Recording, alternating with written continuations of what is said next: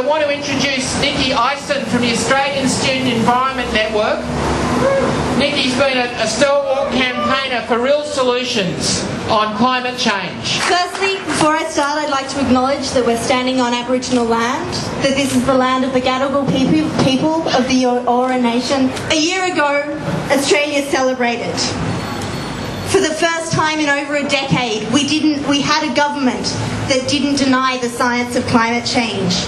And we elected that government, the Rudd government, because it was different from the Howard government. And the major difference was climate change.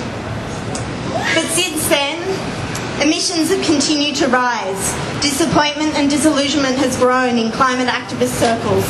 But in the past months, people who know the media better than I have said, don't target Rudd, the electorate want to give him a chance. Well, yesterday at 12 o'clock, Rudd blew that chance. Rudd declared the honeymoon over. Yesterday, Rudd stepped into Howard's shoes and became the new spokesperson for the greenhouse mafia in Australia. He announced pathetic 5% reduction targets, not based on science, and he gave a speech based on lies, and goddamn statistics. The situation is dire, but as a good friend of mine, Annika, said yesterday in the lockup, we will not walk away from climate change. That means we, every person here today, has 349 days to build a movement so strong that it will make it economically, politically, and physically impossible for Australia to do anything but be a climate leader. And we do not start from nothing. There is good work already being done. And we build on the social movements of the past. Together we can build that movement, a movement of Davids to take on the Goliath, Australia's coal industry. On the first day of Parliament in 2009, February 3rd, we will bring together thousands of people across Australia to encircle Parliament, launch a People's Climate Campaign and demand that our government take real action on climate change and commit to real climate targets. I invite you to join me there. Bring your family, your friends and your friends' friends, and together we can and we must build a movement the likes of which the world has never seen.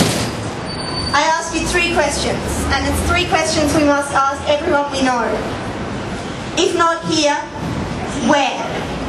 If not now, when? And if not us, who? Thank you. Cate Faehrmann. Thanks, John.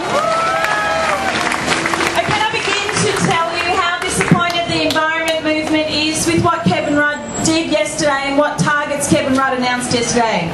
Because we know that what he announced yesterday wasn't a target. It was the lowest possible thing he could have announced and get away with still calling it a target. I'm curious, firstly, to know what the far left is when it comes to climate change. I would think that would be the scientists. The far right, that could be Mitch Hook from the Minerals Council of Australia, who yesterday said that action on climate change would send us back to a candle-lit economy, horse and buggy and all. And I think what Kevin Rudd did yesterday was strike a balance between Mitch Hook and Malcolm Turnbull. Let's think about half measures, which is what Kevin Rudd has given us with yesterday's announcement. In fact, it's not even half measures because it won't take us halfway to tackle climate change. He went to Bali, remember? Saying that he was going to commit to 25 to 40% by 2020. Now he's given us a 5%, at maximum 15%. Kevin Rudd, this is not good enough and leads us directly into a future of catastrophic climate change. There is no other path that we will go down with a 5% target. We've lobbied Rudd and we've lobbied the Howard government before that for action on climate change. We've raised awareness. I don't think the lobbying is working with the Rudd government. I don't think the raising awareness is working anymore. We've done that and now it's time to move on. We have 1 year to get this right. We have 1 year until all of the world's leaders meet in Copenhagen to nut out what will either give us a safe climate and give our children a safe climate and a safe future or not. So where does that leave us? I think that means that we need to step up and move beyond lobbying. I hear that Kevin Rudd's office was occupied yesterday by some climate protesters in Brisbane.